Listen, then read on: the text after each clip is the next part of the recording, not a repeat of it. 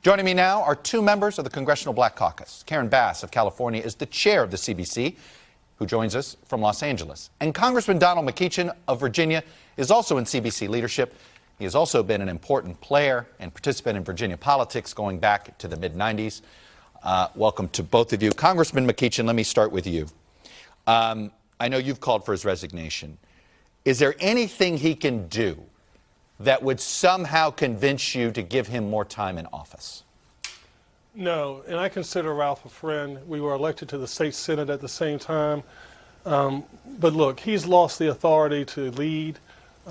He's lost the authority to govern. He has to resign. It's in the best interest of the Commonwealth.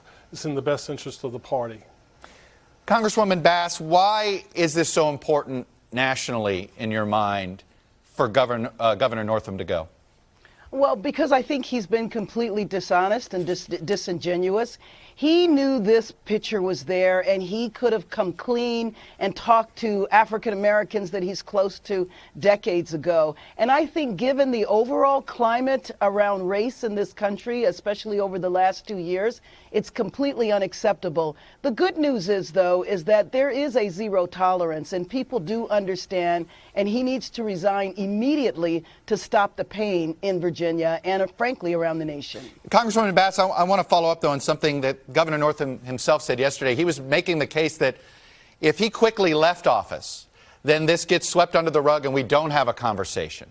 He's trying to make the case that somehow him staying in office, that in some ways it's the harder thing to do, and it forces a conversation that we don't normally have on race. What do you say to that? No, he's forcing the wrong conversation. What he should do is resign, and then if he has any integrity at all, he should participate in that conversation. You know, he was completely disingenuous when he talked about he didn't understand this in 1984 and that this was commonplace. He's basically saying that he participated in it, and especially when he described the time that he did the Michael Jackson impression. He even acted at the press conference like he was willing to moonwalk until his wife stopped him, which shows that he still does not understand the seriousness of his actions. Congressman McEachin, have you talked with Governor Northam in the last 48 hours? And if so, what's his explanation to you? I haven't spoken to him since Friday, I believe. And at that time, he was apologetic for having been in the photograph and that sort of thing. So I was really surprised when the next day he comes out and says it's not him. That was quite a surprise to me. I want to play something else that he said, Congressman McEachin, and that is he was talking about the climate of the 80s where he grew up. Here he is, Governor Northam. While I did not appear in this photo, I am not surprised by its appearance in the EVMS yearbook. In the place and time where I grew up, many actions that we rightfully recognize as abhorrent today were commonplace. Congressman McEachin, this is 1 year before the state of Virginia made history at that time and elected the first African-American statewide office holder in Doug Wilder as lieutenant governor in 1985. 1964, that would have made sense to me. 1984, in Eastern Virginia, this is the son of a judge and a school teacher, mind you. Is that an explanation that you can accept? No, my family's been from Virginia, and I've lived in the Richmond area since 3rd grade. And I can tell you that, to the best of my knowledge, it was not commonplace in 1984. But let's assume, without conceding, that it was indeed commonplace. Slavery was commonplace. That doesn't make it right. Massive resistance was commonplace. That doesn't make it right. Jim Crow was commonplace. That didn't make it right. And so, too, if blackface was commonplace in 1984, that doesn't make it right. And Ralph should have known better.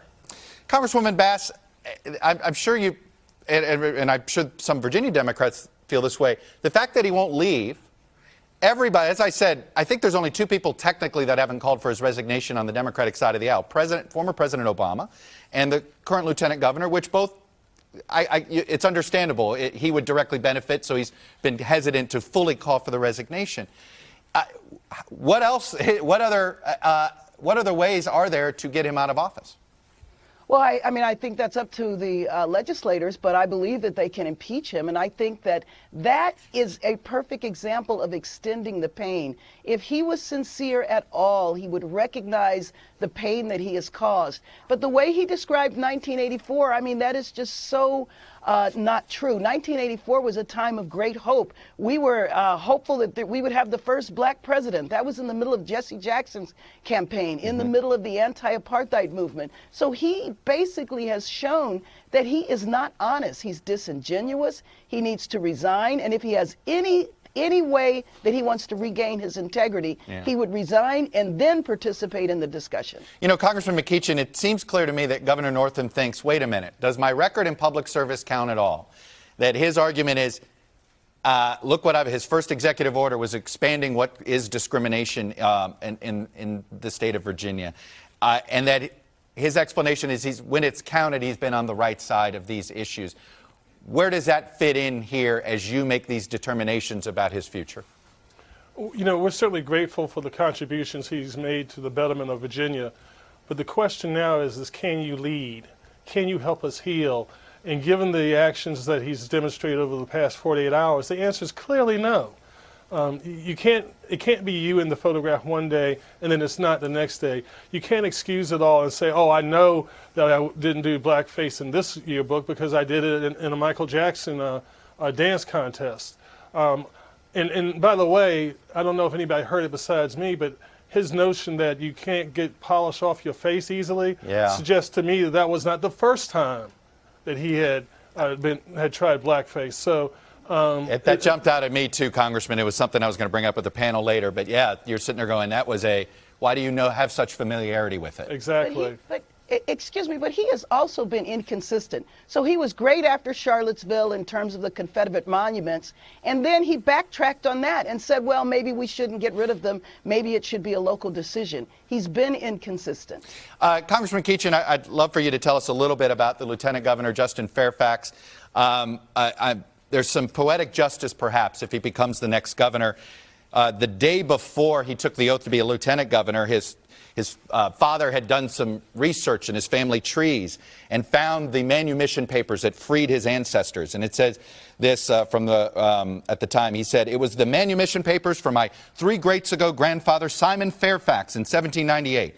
And he was freed by the 9th Lord Fairfax. And so as I raised my right hand to take the oath of office as Lieutenant Governor of Virginia, I had in my breast pocket the papers that freed my 3 greats ago grandfather.